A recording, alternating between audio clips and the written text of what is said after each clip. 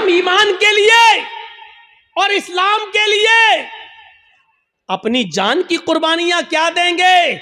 हम तो अपने मुआशरे में और अपनी समाज में फैली हुई बुरी बिदअतों को भी छोड़ने के लिए तैयार नहीं हैं।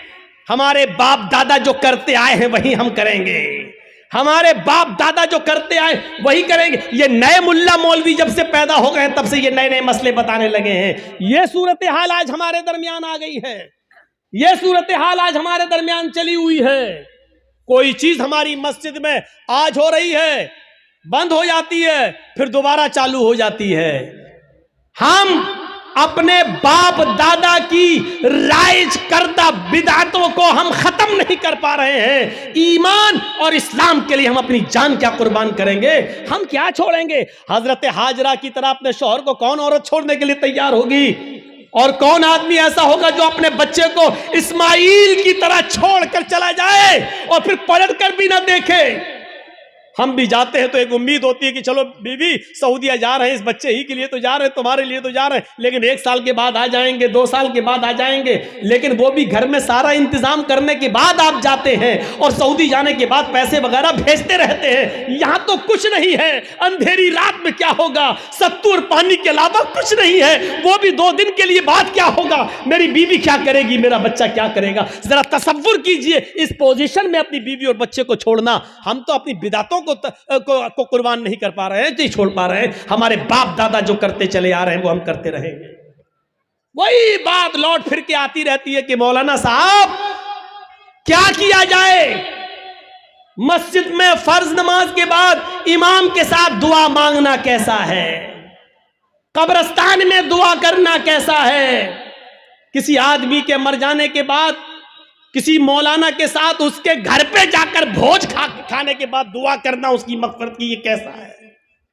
वही पुराने घिसे पिटे सवाल जो हम 15-20 साल से इन इलाकों में आके बोलते जा रहे हैं, वही सवाल, और आज तक हम उनको खत्म करने के लिए तैयार नहीं होते हैं। ये हमारी बेशर्मी का हाल है, ये हमारी बेशर्मी का हाल है। मेरे भाइयों, आज फिर एक बात को जहन में बिठा लो, दुआ करना गलत नहीं है। एक बात फिर जहन में रख लो, दुआ एक इबादत है, और इबादत वैसे की जाएगी जैसे जनाब मोहम्मद रसूलुल्लाह ने बताई है। इबादत मोहल्ले के सरदार के तरीके पर नहीं की जाएगी, इबादत मौलवी जर्जीज के तरीके पर नहीं की जाएगी, इबादत मस्जिद के इमाम के तरीके पर नहीं की जाएगी। मस्जिद का इमाम कुरान और हदीस बता सकता है, लेकिन मौलवी के तरीके पर इबादत नहीं की जाएगी। इस बात को आप हमेशा जहन में रखिए। दुआ मुख्कुल इबादा, दुआ इबादत का मग़ज़ है। दुआ के लिए आपको कोई मना नहीं करता है। दुआ जहां अल्लाह के रसूल ने हाथ उठाकर की है आप करिए, कोई मना नहीं करता है। दुआ जहां हाथ उठाकर नहीं की है वहां आप हाथ उठाकर करेंगे तो वहां हम मना करेंगे, इसलिए कि हाथ उठाना साबित नहीं है। मसलन लैट्रीन में जाने की दुआ है, अब आप लैट्रीन में घुस के पढ़िए हाथ उठा के, अल्लाहुम्मा इन्नी औज़ु बिका मिनल खुब्स वल खबाइस। अब बैठिए, बैठिए, दुआ है, क्यों हाथ नहीं उठाया। मैं पूछना चाहता हूं उन लोगों से जो मस्जिद में मजबूर करते हैं इमाम को कि हाथ उठाओ, और पब्लिक से कहते हैं हाथ उठाकर दुआ करो। अगर दुआ के लिए हाथ उठाना है तो लैट्रीन में जाने की दुआ है, बताओ क्यों नहीं हाथ उठाते हो। सब लैट्रीन में क्यों? अरे जब लैट्रीन में दुआ पढ़ सकते हो तो हाथ क्यों नहीं उठा सकते हो? जब लैट्रीन में अल्लाह का नाम ले सकते हो, अल्लाहुम्मा इन्नी औज़ु बिका, तो हाथ उठाने में क्या हर्ज है, क्यों नहीं उठाते हो? अब हमारी अकल कह रही गंदी जगह पर हाथ कैसे उठाएं। अभी अकल ही तो कह रही है ना, तो मैं कह रहा हूं गंदी जगह पर फिर अल्लाह का नाम क्यों ले रहे हो। नहीं साहब, वो तो अल्लाह के नबी ने बताया है, तो अल्लाह के नबी ने बताया, तो यहाँ अल्लाह के नबी ने हाथ नहीं उठाया तो हम हाथ नहीं उठाएंगे। अच्छा, खाना खाओ, क्या दुआ है? बिस्मिल्लाह या बिस्मिल्लाहि व अला बरकतिल्लाह, ये दुआ है खाना खाने की। अब आप खाना बैठो, जर्जी साहब खाना लग गया, बिस्मिल्लाह, अब हम खाएं, या बिस्मिल्लाहि व अला बरकतिल्लाह, अब हम बोलिए, चलो ये तो लैट्रीन नहीं है, ये तो घर है। यहां पर हाथ उठाकर अगर कोई आदमी दुआ करे बिस्मिल्लाह या बिस्मिल्लाह व अला बरकतिल्लाह, तब खाना खाए, कैसा लगेगा आपको? क्यों नहीं उठाते हो? ये भी तो दुआ ही है। साहब अल्लाह के नबी ने नहीं उठाए इसलिए हमने उठाए। आ गई ना बात वही, जहां नबी ने उठाया वहां उठाओ। हम भी तो यही कह रहे हैं, जहां नबी ने नहीं उठाया वहां मत उठाओ। हम भी तो आपसे यही कह रहे हैं। अच्छा, वुजू बनाया, क्या दुआ पढ़ते हो? बिस्मिल्लाह। वुजू के बाद क्या दुआ पढ़ते हो? अशहदु अल्ला इलाहा इल्लल्लाह व अशहदु अन्ना मुहम्मदन अब्दुहु व रसूलुहु अल्लाहुम्मा जअलनी मिनत तव्वाबीन व जअलनी मिनल मुतत्तहिरीन। यही दुआ तो पढ़ते हो। अच्छा, वुजू बनाने के बाद किसी को देखा, पैर धुलने के बाद आया हो, किबले की तरफ मुंह करके अशहदु अल्ला इलाहा इल्लल्लाह वहदहु ला शरीका लहु व अशहदु अन्ना मुहम्मदन अब्दुहु व रसूलुहु अल्लाहुम्मा जअलनी मिनत तव्वाबीन व जअलनी मिनल मुतत्तहिरीन।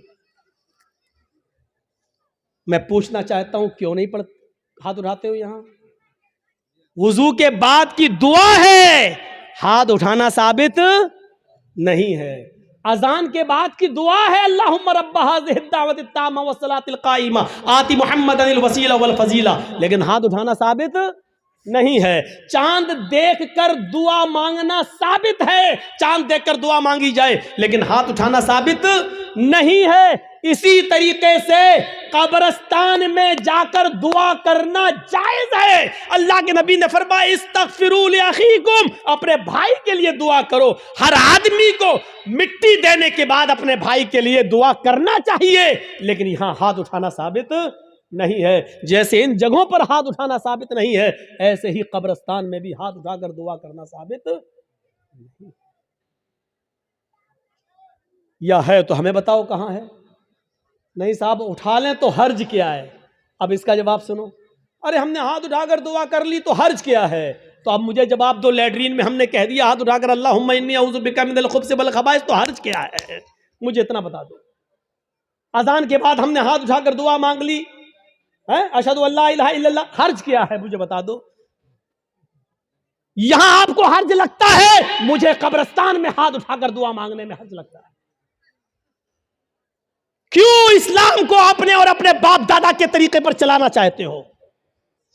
इस्लाम चलेगा तो सिर्फ फातिमा के बाप के तरीके पर चलेगा। इस्लाम न तुम्हारे तरीके पर चलेगा, न मेरे, न तुम्हारे बाप के तरीके पर चलेगा, न मौलवी जर्जीज के बाप के तरीके पर चलेगा। इस्लाम चलेगा तो जनाब मोहम्मद रसूलुल्लाह के तरीके पर चलेगा। आपको नमाज पढ़ने के बाद दुआ से कोई नहीं रोकता। यकीन मानिए, नमाज पढ़ने के बाद आप दुआ करिए, हम आपको नहीं रोकते हैं।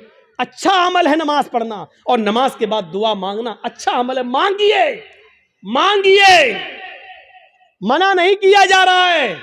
लेकिन यहां अल्लाह के रसूल से हाथ उठाकर दुआ मांगना, और नबी के हाथ उठाने के बाद सहाबा का हाथ उठाना, और नबी का हाथ चेहरे पर फेर कर पहनना, और उसके बाद सहाबा का भी हाथ चेहरे पर फेर लेना, नबी का दुआ मांगना और सहाबा का उस दुआ पर आमीन आमीन कहना, यहां नमाज के बाद साबित नहीं है। इसलिए आपको भी ऐसा नहीं करना है। अकेले आप जितनी लंबी दुआ मांगना चाहे मांगे।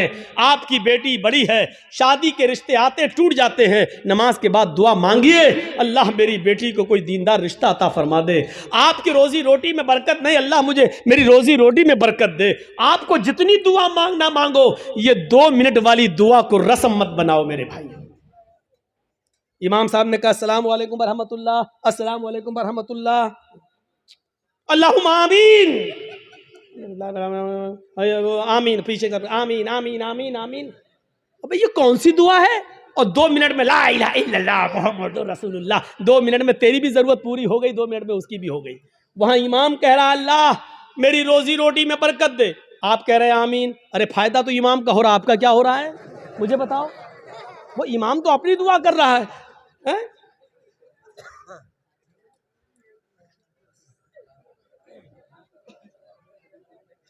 अब इमाम बेचारा कुंवारा है, शादी नहीं हुई है, इमाम कह रहा अल्लाह मुझे दीनदार लड़की अता फरमा दे, आप कह रहे हैं आमीन। फायदा तो इमाम का हो रहा, तुम्हारा क्या हो रहा है? अरे इमाम अपनी दुआ मांगे, तुम अपनी दुआ मांगो यार। इमाम की अपनी जरूरतें हैं, तुम्हारी अपनी जरूरतें हैं। इमाम का बेटा बीमार है, उसके पेट में दर्द है, वो कह रहे अल्लाह मेरे बेटे को शिफा अता फरमा। अरे तुम्हारे बाप को कैंसर है, तुम अपनी दुआ मांगो अल्लाह मेरे बाप को कैंसर है, अल्लाह मेरे बाप को शिफाए कामिला और आजिला अता फरमा। अरे इमाम के साथ साथ तेरे आमीन कहने से मखसूस दुआएं हो रही हैं। इमाम तेरे लिए दुआ नहीं कर रहा है और तुम जो आमीन आमीन कह रहे हो उसमें तुम्हारे लिए दुआओं पे आमीन नहीं कही जा रही है। अरे तुम अपनी दुआ मांगो, इमाम की ज़रूरत 2 मिनट में पूरी हो रही है, तुम्हें कुछ ज़्यादा मांगना तुम ज़्यादा मांगो। ये क्या दुआ है कि जब इमाम की सारी ज़रूरतें पूरी हो रही हैं उसी वक्त तुम्हारी भी हो रही हैं। 2 मिनट में तुम्हारी भी दुआ हो गई, उसकी भी दुआ हो गई। अब हमने कुछ और मांगना था लेकिन अब हम नहीं मांग पा रहे हैं क्योंकि इमाम ने हाथ फेर लिया, हमें भी फेरना पड़ रहा है। अब हमें कुछ और मांगना है। मेरी बीवी हमें कुछ समझती ही नहीं है, अब अल्लाह मेरी बीवी को मेरा फरमा बरदार बना दे। अब इमाम तो हाथ फेर चुके हैं, अब कैसे दुआ मांगे। अब मांगना चाह रहे हैं लेकिन हाथ गिर भी नहीं रहे, लेकिन मजबूरी में फेरना पड़ रहा है। अब फेरना पड़ा, अब मुंह में कहना पड़ रहा अल्लाह मेरी बीवी को हिदायत दे। इसको आदत मत बनाइए मेरे भाई। दुआ को हम मना नहीं कर रहे हैं, नमाज के बाद भी दुआ को मना नहीं कर रहे हैं। दुआ को हम सिर्फ इसलिए मना कर रहे हैं कि सलाम फेरने के बाद आदमी आज़ाद हो गया है। वो अपनी दुआ मांगे, आप अपनी दुआ मांगिए। वो 2 मिनट मांगो, 5 मिनट मांगो, 10 मिनट मांगो, 15 मिनट मांगो, आधा घंटा मांगो। और दुआ तो मेरे भाइयों मजमे में है, सही बताऊं तो दुआ का हक अदा ही नहीं होता है। दुआ का हक अदा तो तन्हाई में होता है, जब कोई ना देख रहा हो, 2 रकात नमाज पढ़ के अपने आप को सबसे छिपा कर रो रो कर आंखों से आंसू बहा बहा कर दुआ की जाए, तब दुआ का मजा कुछ और है। मेरे भाइयों ये दुआ का मजाक है। अल्लाह गांव में बहुत ज़्यादा लफड़ा, अल्लाह मेरे गांव में बरकत दे, अल्लाह मेरे चौधरी को समझा दे, अल्लाह मेरे ये आमीन आमीन मोहम्मद रसूलुल्लाह। ये दुआ का मजाक है यार, मत बनाओ मजाक। इतना मजाक दुआ का कभी नहीं बनाया गया जितना हम दुआ का मजाक बना रहे हैं। हाथ उठाकर भी मांग सकते हो लेकिन अकेले तन्हा।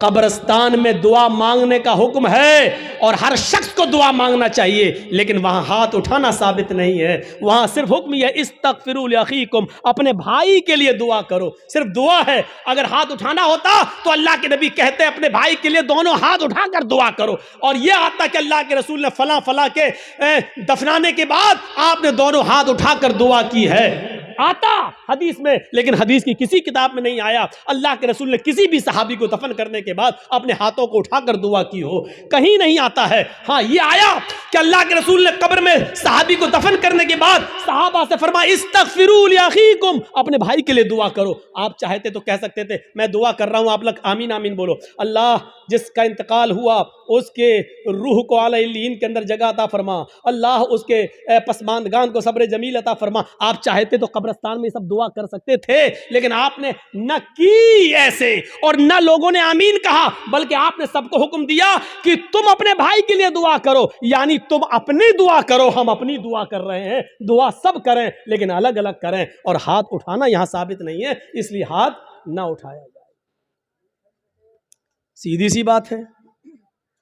अब फिर हुक्म यह है कि आप किसी भी मैयत के लिए कभी भी किसी भी वक्त दुआ कर सकते हैं, लेकिन चंद लोगों को इकट्ठा करके मैयत के घर जाकर उसको सब्र की तलकीन करने के बाद, भोज वोज खाने के बाद या दुआ करने के बाद भोज खिलाया जाता है। मुझे नहीं मालूम आपके यहाँ क्या होता है। और वहां घर पे जाने के बाद फिर इमाम साहब दुआ करते हैं और उस घर के सब लोग आमीन आमीन कहते हैं। मेरे भाइयों बिदात है, बिदात है, बिदात है। इस बुरी रस्म को बंद करिए, इस नौटंकी को बंद कीजिए। मैं इसको नौटंकी कहता हूं। इस नौटंकी को बंद कीजिए, दुआ आप कीजिए।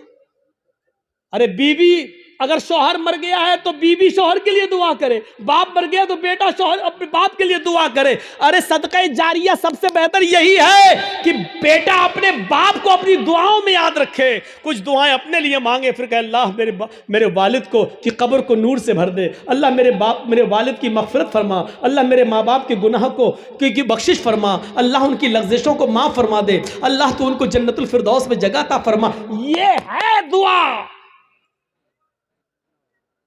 बीवी शौहर के लिए दुआ करे, बेटा बाप के लिए करे, बाप बेटे के लिए करे, भाई बहन के लिए करे, बहन भाई के लिए करे। किसने मना किया है?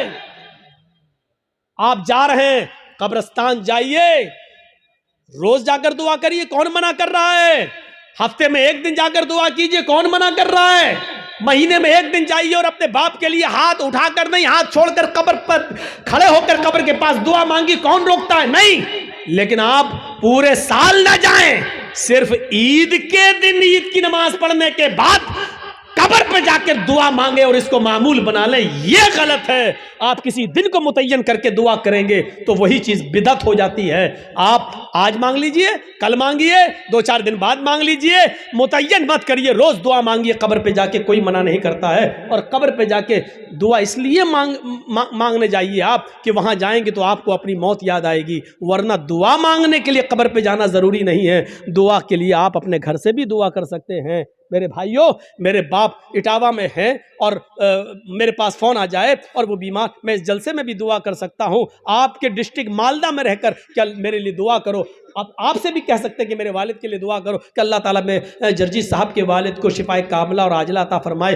कोई बुराई की बात नहीं है। दुआ के लिए किसी के घर जाकर ही दुआ की जाए या कब्रिस्तान जाकर दुआ की जाए, ये जरूरी नहीं है। लेकिन अगर आप जाएंगे तो आपको अपनी मौत भी याद आएगी कि एक दिन हमको भी इस जगह आना है, इसलिए आप अगर जाते हैं तो ठीक है। इसी तरीके से मेरे भाइयों याद रखिएगा, कोई भी काम हो अगर शरीयत की रोशनी में ठीक है तो करेगा।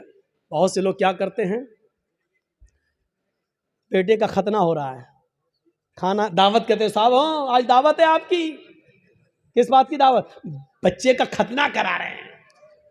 याद रखना, इस्लाम के अंदर सिर्फ 2 ही खाने को जायज करार दिया और उसका हुक्म है, एक वलीमा, शादी के बाद बीवी जब घर पे आए तो उस बीवी के साथ एक रात गुजारने के बाद दूसरे दिन वलीमा करना। बहुत से लोग ये कहते हैं कि बीवी के साथ जब तक मुजामियत या हमबिस्तरी न कर ली जाए वलीमा नहीं।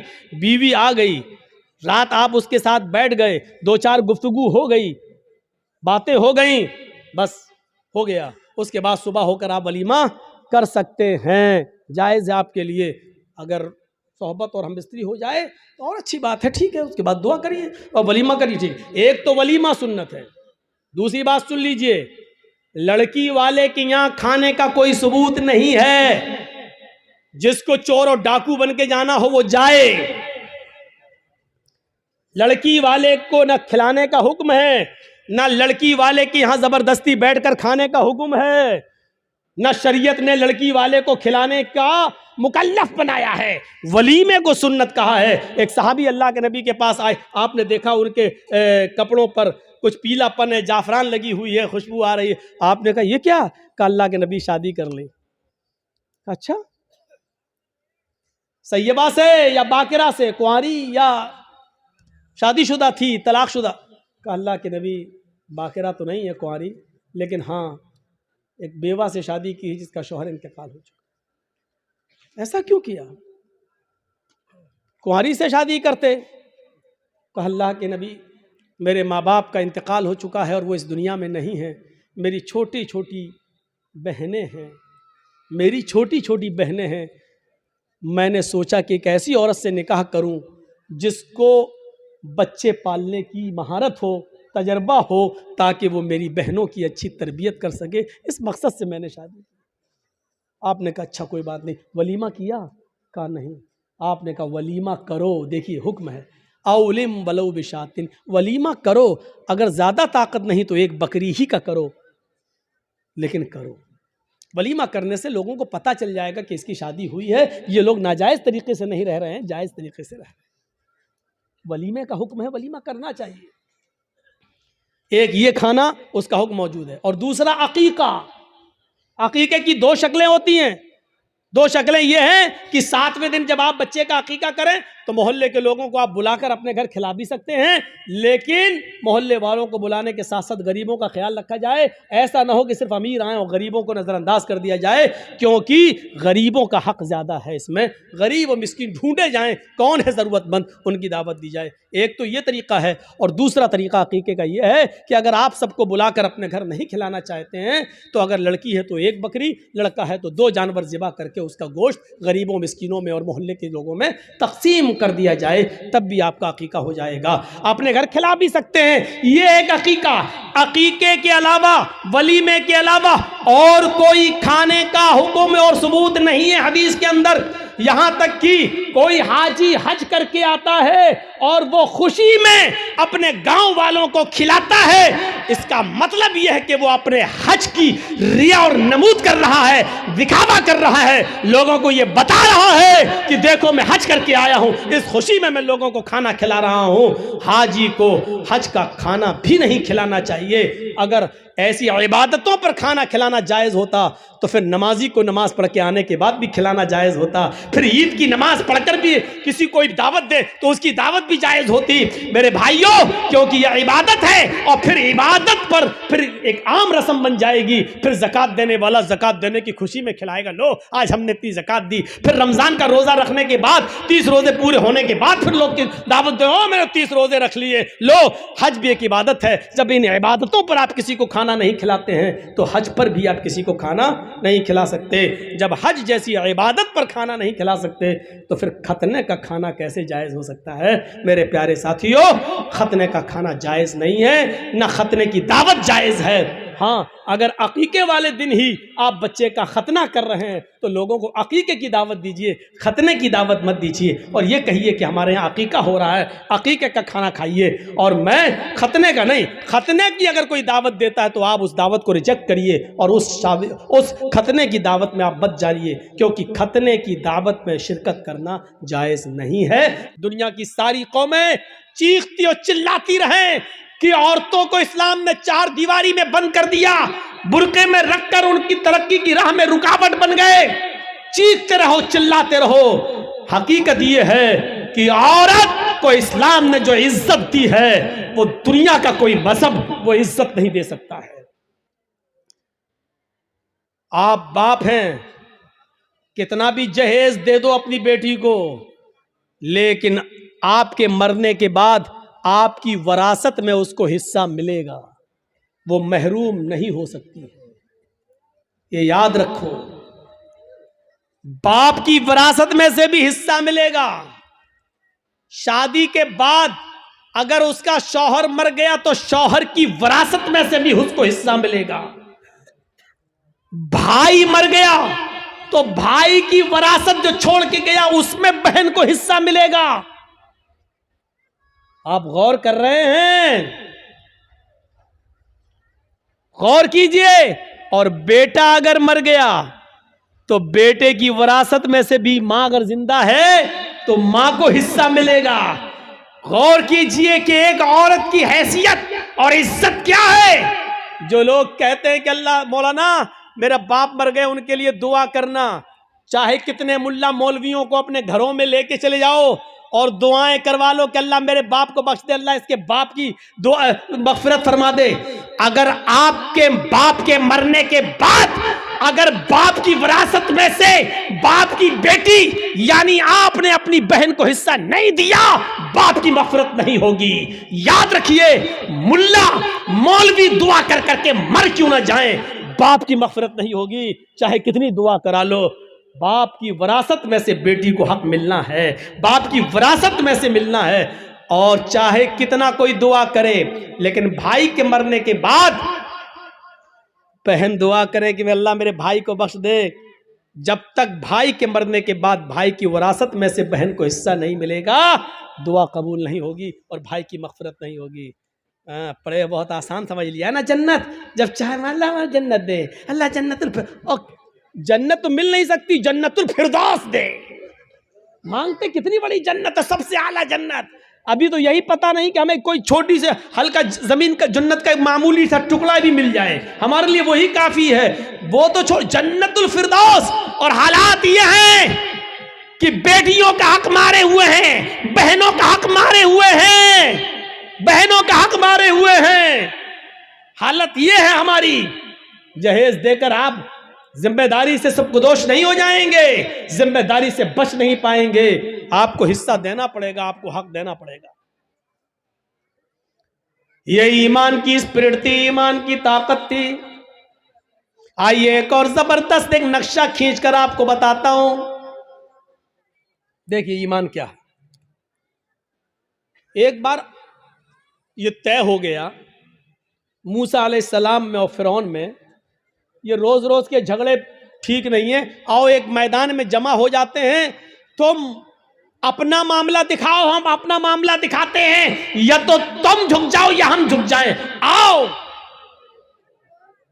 एक मैदान तय हो गया, ए भैया बैठ जाओ, इनसे कहो कि पेशाब लग रहा तो यहीं कर लो। तो ऐसा लग रहा है जैसे किसी की चप्पल चुरा के भाग रहे हो।